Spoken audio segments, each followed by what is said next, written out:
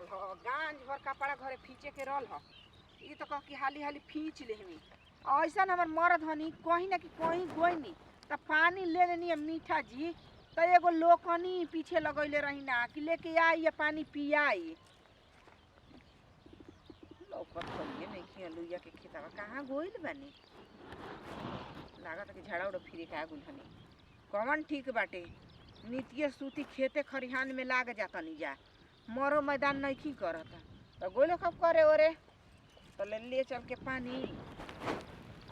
रख दी आई तो पियब ऐसन सरवा भाई हमर नालायक बानो कि का कहे के कबे के ओकरा के विदा कइले है जनाता न कि अब उ ना आई तना जोर से हमरा प्यास लागल बनो कि हम का बताई बाप रे बाप ओहो किने जाई मैं सिवान में तो आदमी लौकते नहीं खन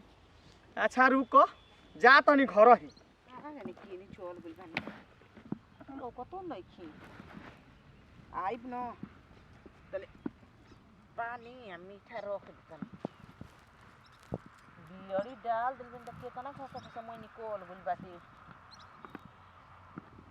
आलू अंगही कोड़ के आ बियरी डाला जाता आ बोद एकदम रोब तो प्याज मस्त बैठ जाता यही तो बा ये एरिया के एगो हमनी के गाँव में बाकी केतनो आदमी सेवा करेलन कबो प्याज आलू अते अते ना आदमी देखी हन आ एहो तो हत्ता के आलू निकलला प्याजो ओसही अते अते एक माटी में ना अंतर बा का कोरो तनी ओई के पानी में पी लेती तो सौ सकरा हम घरे चलती आके पानी में पीऊ के चल जा जाती तनी घरे अब ए मर्द भौजी भाला भइल कि तू भेटा गइलू तोहरे में फाला हो हमरे में के फाला हो अरे बढ़िया भइल कि तू भेटा गइलू ए सिवान में न दूर दूर से केहू लौकत नहीं खे काहे देखो अब का बात रहला हमरा के हो कि तू लोग बोलू हां ले ले त बाड़ी ए भौजी एगो बात कही खिसियबू ना न का हो देखो हम घरे जाइम आ जवन काम होई उ जगह में हो जी त का दिक्कत अरे मुआना तारा मुड़िया इठ तरला सर में मार बत तका पर फूट जे चिंता ही नहीं कर बड़ा बेशरम बेहाया बड़ा हो आ बिना मर्द के बानी का ए मर्द भौजी ऐसे का कहत रहा कि दूर दूर सिवान में कोई लौकत नहीं खे त का हो गई देखो तोरू केहू लौकता सुना हम 1.5 नंबर के ना हनी बुझाइल त के कि कह ता- चुप मुआना ला शर्म नहीं के लागत भाऊ जाई हन तार मेहर ना हनी कि जबे कहबा जहमे कहबा तहमे तारा संग लव चप करे लागब देखो हो आजकल के लइकन के तन की भौजाई का देख ले तो सन अकेला में टूट पड़त बसन जिसे जनाता कि छूट पड़ल बैसन मेहरानू ए मर्द भौजी काहे खिसिया तड़ू हो ना कह तारे त हम चल जाई घरे आरती जा तो जाना के तक बोलैले हो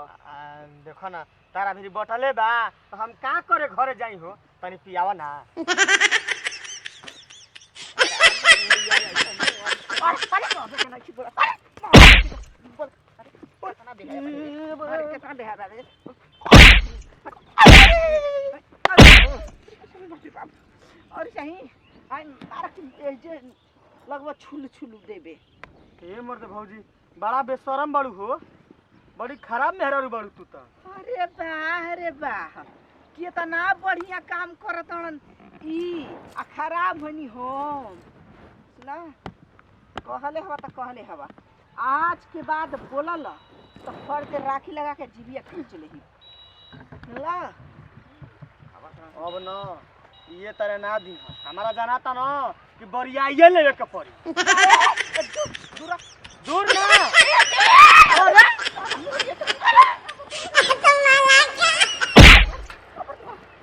अरे मर्द लेवे त हमरा के ले बा ले बा किना जीबै जैसे देखो दिन चल जान तो तार बाप माई कहा मैं और हम दे के आ छोड़ चिंता ही नहीं कर हम जाइम ना हम बरियाई ले अरे कैसे करता रे का लेबे ए भौजी इतना नहीं अबर तू बरबानी ए मर्द तारा त बटले बा चुप हक त बाद न तो ये करे मुड़िया चपता जाई मर के त अपन कबही सांस ना लेबे दिही ना आ मन तू आइबा हमारा भिरी अड़ के हमार खीस बड़ी न तो हम न तारा के पटक के ले ले तनी ले अच्छा तो ठीक बा आ। तू एजे रह ना हम ले हनी ना तो तू कोई हो आ सन अब अखाड़ा में पहलवानी करे के बा ना हो हट हट हम हट कि ना हट ओला हरारू मर दे कहीं का हट हट आवनी जी करे सरवा मेहराल कहां बाई तड़े बांग का हमारा ले अंदर की देखना तो बात काना तड़े ए मर दे भैया तो इनकरा कहां बात के करा से मांगी करे सरवा गांव घर में हमारे मेहराल से घर पे हमारे मेहराल से मांग रे का हो गई मर सरवा मर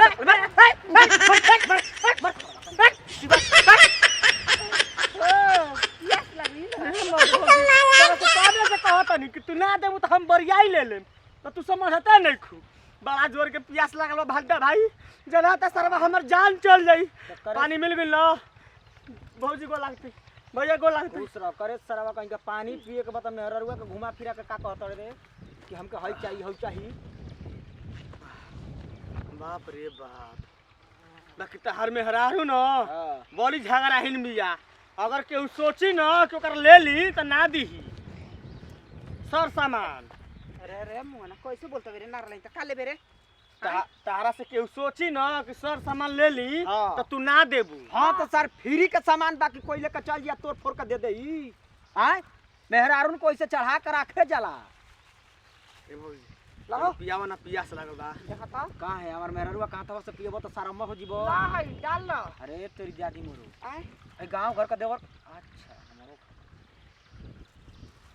एक खरिया ने चला नहीं तो एक बोतल पानी आ गुड़ ले ले हनी कम से ना कम हो हमार सरवा भैयावा ना लायक बा अच्छा तो गुरु ज्ञान देत रहन आई अपने का करत रहन तू ले ले बा पानी हमर मेहरारू नहीं थे का करी का दादी मोर पलंग पर सूती खाली तनी पियावा मर दे पनिया अरे न पिया सरवा के आज पिया कालो कह के पियाओ भौजी अरे ना हो पियावे दो पी लो सरऊ कहीं का तू उतर जीबो पी लो बाप रे बाप अब पेट भर गई अब जा तनी दवाई मारे फिर हां सरवा काजी? दवाई मार मार पानी पिया बतड़े पियास लागलो त का करू अरे वो कहां गोठ हैं जी हम तो कहीं के जाना था कि तोरा का छेड़ा तर लए से बाज गरली है काय हां तो मरले बनी उखाड़ पखाड़ के टके चल आलू कसल बनी बोड़ा में दे पानी पी लिया हम काका ना चरक के चल बोल रुक रुक सारा वाले मांग के लिया ना ना कहाँ? चली जा दी बिना ढक्कन के रह जा बा पानी पी पहले